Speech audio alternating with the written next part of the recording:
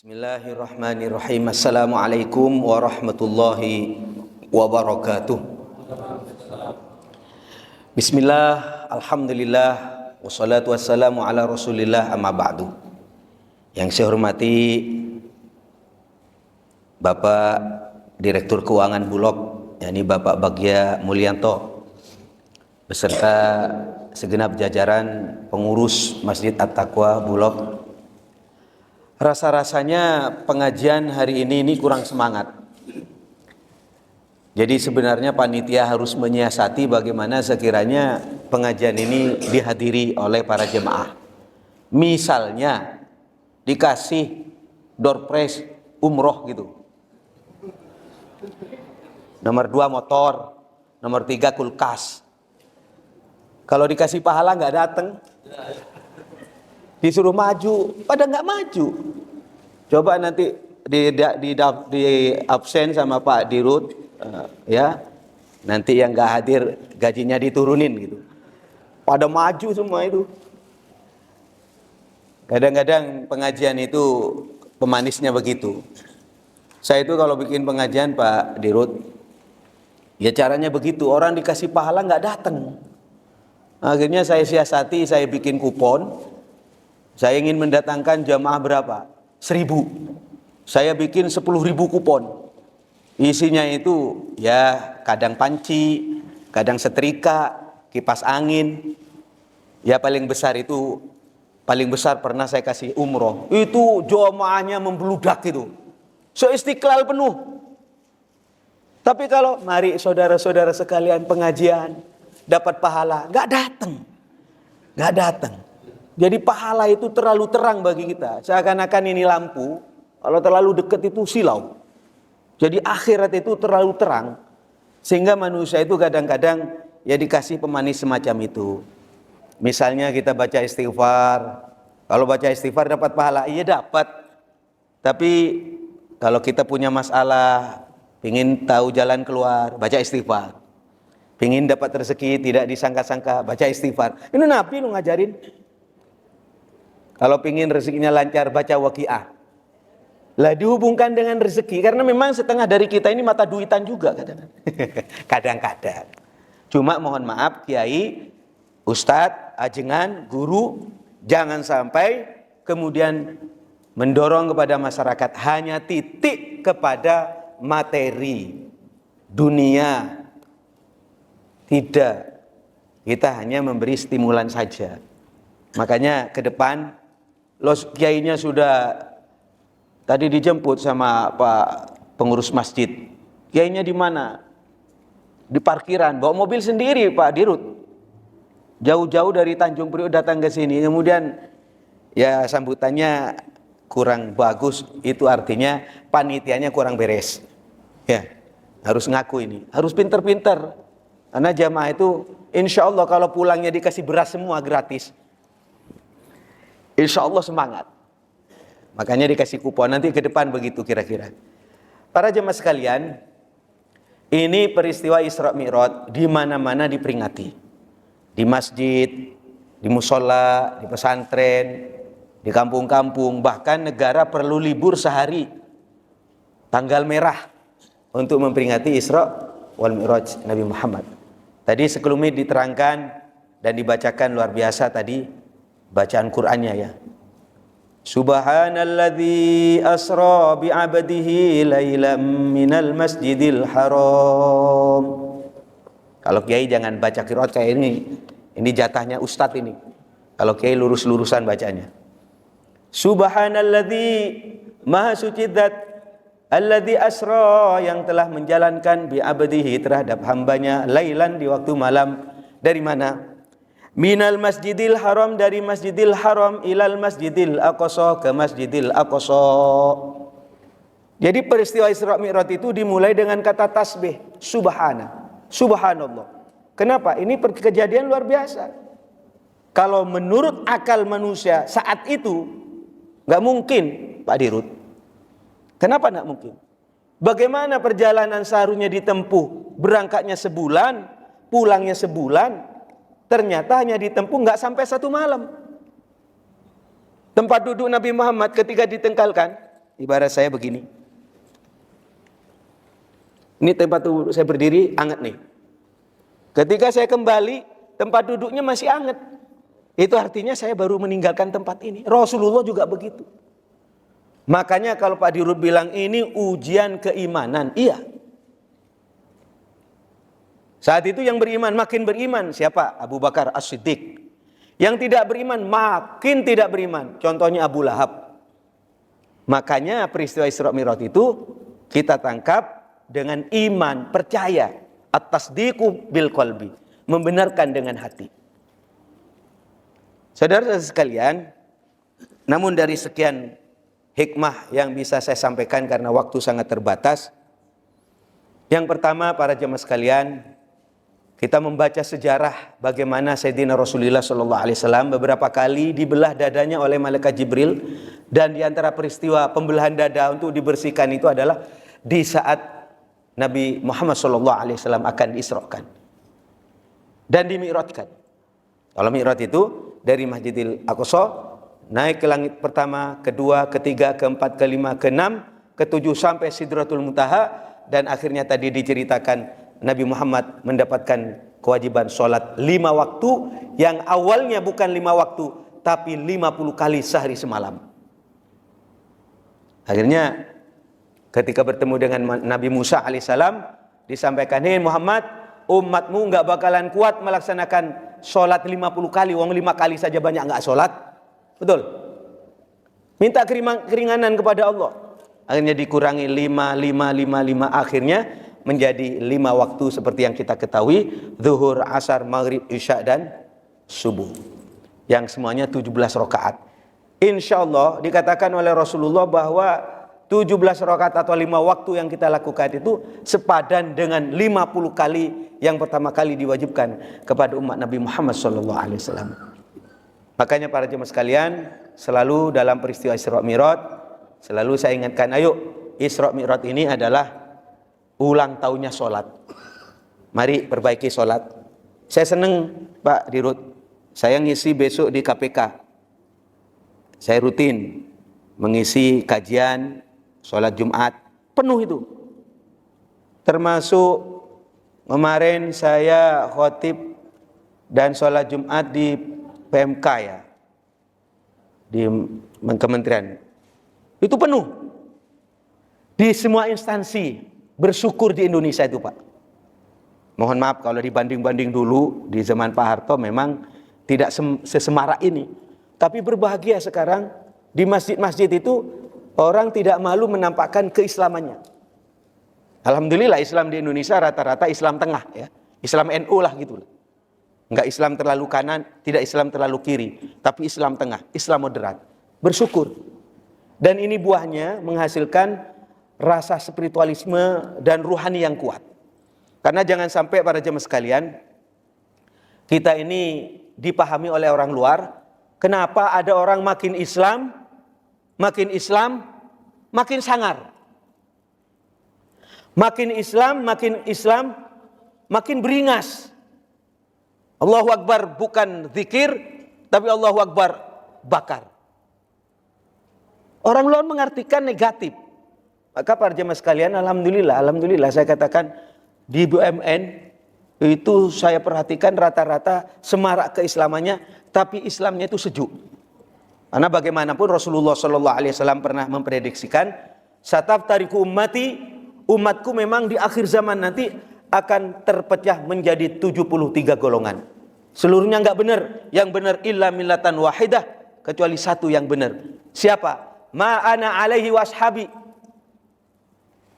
Mereka yang ikut aku dan ikut sahabatku. Makanya ayo kita ukur. Sholat saya semacam itu. Dimulai dengan takbir. Allahu Akbar. Begini tak sandeknya. Kalau tahiyat, kalau saya begini. Gak digerak-gerakan. Habis sholat saya zikir. Mohon maaf. Jangan ada komen-komen. Emang di zaman Nabi zikiran ada. Loh ada lah, gak mungkin kayak itu. Tidak berdasarkan Quran dan hadis. Semua apa yang kita amalkan ini ditolak kalau tidak bersambung dengan Sayyidina Rasulullah Muhammad Sallallahu Alaihi Wasallam. Cuma kiai-kiai di Jawa khususnya jarang ngomong Quran, jarang ngomong hadis. Paling jauh ya kitab kuning. Kalau tidak pakai kitab paling contoh. Kalau sudah contoh, kadang-kadang masuk kepada tataran nggak usah ngomong, sudah jadi guru di kuku dan ditiru. Itu akhirnya semacam itu. Biasanya nggak banyak ngomong. Kiai saya nggak pernah pidato, Pak Dirut, nggak pernah. Ceramah nggak pernah. Kemarin saya sempat sowan, hanya mohon barokah doa kiai. Ulang nggak ada ceramah, nggak ada apa. Cuma saya melihat kiai saya itu belum ngomong, nggak pakai Quran, nggak pakai hadis. Saya ingat dosa, hati adem. Lah ini tandanya orang soleh. Pada titik semacam inilah yang sering saya katakan inti daripada Islam di sana. Inilah saudara sekalian, yang pertama sholat. Ayo perbaiki sholatnya. Yang nomor dua, dengan dibersihkannya Rasulullah SAW hatinya dari sifat-sifat yang tidak baik. Mari kita contoh. Kita mau menghadapi bulan puasa. Bulan Rajab kita doa kemarin. Allahumma barik lana fi Rajab wa Sya'bana wa balighna Ramadana waghfir lana dzunubana. Ada kan begitu kan? Jadi ibu-ibu di kampung-kampung seneng kalau sudah mau puasa bulan Rajab sudah mulai suara-suara ini. Allahumma barik lana fi Rajab wa Sya'bana wa balighna Ramadana waghfir lana dzunubana. Allahumma, ya Allah, barik lana, berkahilah kami fi Rajab, di bulan Rajab. Amin. Kalau kemarin amin ketakutan, Pak. Amin. Waduh, untung alhamdulillah sekali putaran, Pak ya. Alhamdulillah sekali putaran. Kalau enggak sekali putaran sekarang ini amin ketakutan saya. Dikirain kampanye, ya. Makanya alhamdulillah saya syukur, ya Allah, sekali putaran, siapa saja yang menang sekali putaran aja, kata saya. Kenapa? Biar bulan puasa fokus kepada ibadah saya loh. Saya nggak ada urusan dengan ekonomi, nggak ngerti saya. Yang penting bulan puasa tenang, fokus dengan ibadah. Alhamdulillah Indonesia aman.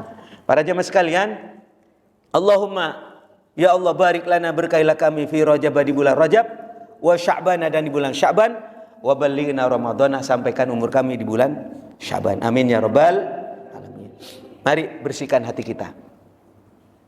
Mau bertemu dengan bulan Ramadan, bersihkan. Bersihkan paling tidak dari 3 penyakit hati. Penyakit hati yang paling parah yang perlu kita jaga apa? Yang pertama adalah syuhun muta', pelit yang diikuti. Tapi yang dimaksud oleh Imam Ghazali bukan sekedar pelit, tapi adalah hasud, iri hati. Karena hasud dan iri hati, Pak Dirut, lebih parah daripada sekedar pelit. Kalau pelit, saya datang ke Pak Dirut, ini saya mau minta sumbangan. Untuk apa, Kiai? Untuk pengajian. Enggak dikasih sama Pak Dirut, pelit namanya. Uangnya sendiri, enggak dikasih kepada saya. Pak Dirut waktunya zakat, keluarkan zakat, enggak dikeluarin. Pelit namanya. Uangnya sendiri. Tapi kalau hasud, kalau iri hati, pelitnya itu kebangetan. Kemuliaan miliknya Allah, kekayaan miliknya Allah, pangkat jabatan miliknya Allah, kemudian sama Allah dibagikan kepada hambanya. Sekarang Pak Dirut jadi, besok sampean jadi ini, besok kaya, dibagikan kepada Allah. Saya hasud, saya iri hati, kok ini, kok itu, nggak pantas dia. Dan hasud ini, Pak, iri ini saya sebut dengan penyakit SMS. Penyakit senang melihat orang lain susah, susah melihat orang lain senang. Penyakit SMS, Pak Dirut. Ini bisa kena semua ini. Kiai juga bisa kena, bisa. Naudzubillah. Biasanya musuhnya selevel, seprofesi. Saya nggak mungkin hasud kepada Pak Dirut, wong beda profesi. Biasanya sama-sama kiai satunya dihormat sama orang, santrinya banyak, ngomong, kok dia yang dihormat? Kan aliman saya. lebih khusyuk saya, dan seterusnya. Kalau ada orang senang tidak senang. Sebaliknya, kalau ada orang susah, orang sedih, dia senang. Na'udzubillah. Jaga ini. Mohon maaf ya. Kita kadang-kadang orang miskin berkata tiap hari, besok saya mau makan apa? Benar nggak? Tapi kalau sekelas kita orang pejabat, kadang-kadang perkataannya, besok saya makan siapa? Jangan ketawa mas, sampean bukan pejabat. Tapi ini peringatan buat saya. Jangan sampai hasud dipelihara. Kalau hasud pak, perhatikan. Al-hasud la yasud. Orang hasud tidak akan jadi pemimpin. Tidak pantas jadi pemimpin. Karena tugas pemimpin adalah memajukan orang lain, menyenangkan orang lain. Itu adalah pemimpin. Tapi kalau orang hasud, ada orang maju, dijegal. Ada orang senang, enggak senang. Capek. Makanya dikatakan al-hasud huwal mu'adzab abadan. Dalam kitab Bidayatul Hidayah, al-hasud huwal mu'adzab abadan. Orang hasud hidupnya tersiksa selama-lamanya. Karena apa? Karena orang hasud itu merengut mulu. Kalau ada orang senang tidak senang. Kalau mohon maaf Pak Dirut. Kan contohnya panjenengan. Tapi insya Allah hatinya lebih kuat nanti. Saya cuma contoh. Pak Dirut punya kuasa. Saya punya kuasa. Ada orang tidak senang, saya sentil. Saya hilangkan dari lingkaran saya. Selesai. Saya kuat sekarang. Saya gagah sekarang. Saya punya kuasa. Ini penyakit ya. Pertanyaan saya. Kalaulah dia hilang dari lingkaran saya. Kalau dia hilang dari pekerjaan di mana saya tinggal. Apakah penyakit itu selesai? Tidak. Penyakit itu cari mangsa terus. Penyakit itu sifat. Makanya Allah itu bukan sifat. Allah itu zat yang bersifatan dengan sifat-sifat. Allah itu bukan sifat. Kalau Allah sifat butuh tempat. Makanya kalau saya memahami Allah tidak di langit. Bukan. Sekarang ada pemahaman di mana Allah? Di langit. Di mana Allah? Di aras. Berarti Allah itu sifat. Berarti Allah itu tidak kaya. Padahal kita tahu Allah itu ghaniyun anil alamin. Allah itu tidak butuh kepada alam. Jadi kalau kita memahami Allah itu ada di langit, banyak pertanyaan. Langit keberapa? Dan langit itu baru diciptakan. Sebelum ada Allah, sebelum ada langit, Allah sudah ada. Saya ulangi, sebelum ada langit, Allah sudah ada. Pertanyaan saya, kalau kita ngotot Allah ada di langit, ketika tidak ada langit, ketika tidak ada arasy, Allah ada di mana? Allah ngontrak di mana? Serius Pak, saya Pak ngomong ini. Karena sudah beredar di lingkaran saya. Tidak bisa masuk masjid. Tidak bisa masuk masjid lewat fisik. Tapi masuk lewat YouTube. Ajaran-ajaran itu. Makanya saya di kampung diajarkan Tauhid, Aqidatul Awam, Sifat 20. Itu benteng itu. Benteng. Ya, saya mau ngomong apa? Kok kemana? Sampai kemana ini? Kok kemana-mana? Udahlah. Karena sekarang bukan waktunya kajian yang lama. Yang terpenting saya sudah bertemu dengan Bapak dan saudara sekalian. Cuma saya ingin menuntaskan, tolong jaga jangan sampai sifat hasud itu dipelihara. Karena dia terus katanya Rasulullah, sabda Rasulullah, iyyaka wal hasada, awas jangan sampai kamu pelihara sifat hasud. Fa innal hasada ya'kulul hasanat, karena hasud dapat memakan kebaikan. Kama ya'kulun narul hatab, sebagaimana kayu akan dikikis oleh api mengikis kayu bakar. Jangan dipelihara. Nanti kalau musuhnya hilang, Bapak cari mangsa lagi, saya cari mangsa lagi. Siapa lagi yang akan saya hantam? Sampai kapan? Sampai kita mati, capek hidupnya. Itu di dunia apalagi di akhirat.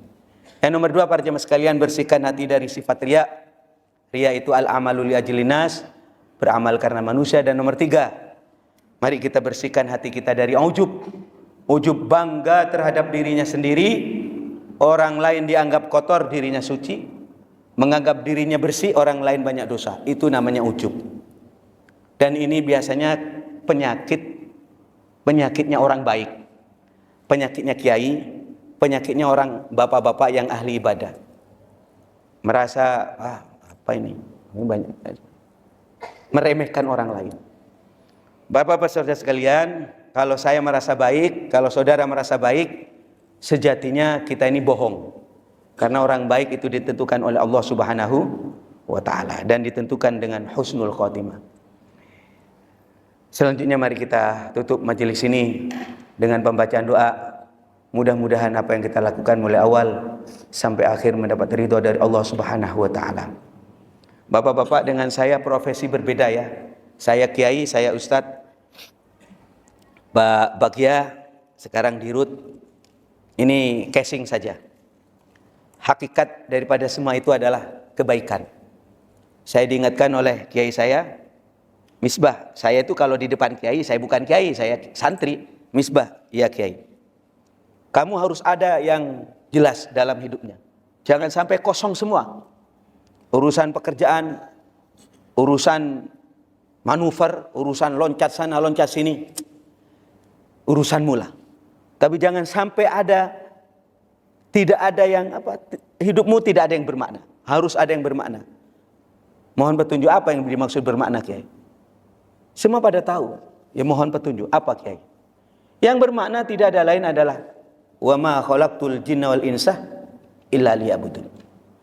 Ibadahmu adalah yang paling inti.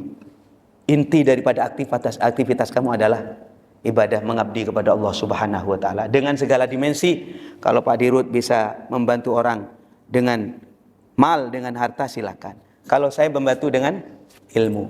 Dan mari, saya nggak bisa ngapa-ngapain, saya cuma bisa jaga masjid, bersihin masjid. Sehingga nanti habis ini mati kok. Saya dengan Bapak mati, dan yang tersisa bukan jabatan akan diambil orang, diperebutkan. Yang tersisa adalah kebaikan. Al-Fatihah. A'udzubillahi minasyaitonir rajim. Bismillahirrahmanirrahim. Alhamdulillahirabbil alamin. Ar-Rahmanir-Rahim. Maliki yaumiddin. Iyyaka na'budu wa iyyaka nasta'in.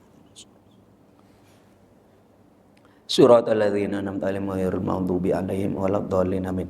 Mohon maaf ya, saya ngomongnya agak cepat-cepat karena waktunya terbatas gitu.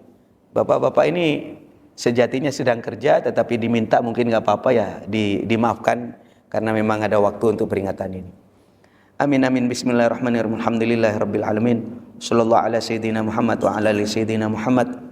Rabbana anfa'na bima 'allamtana. Rabbi 'allimna alladhi yanfa'una. Rabbi faqihna wa faqih lana wa qarabatin lana fi dinina. Allahumma ja'alna, ya Allah, jadikan kami wa auladana dan putra-putri kami, wa talamidana dan murid-murid kami, min ahlil ilmu ahlil khair, orang yang ahli ilmu dan orang yang senang berbuat kebaikan. Wala taj'alna wa iyyahum min ahli syarri wad dhair. Jangan jadikan mereka, ya Allah, orang yang jahat, orang yang jauh darimu, ya arhamar rahimin.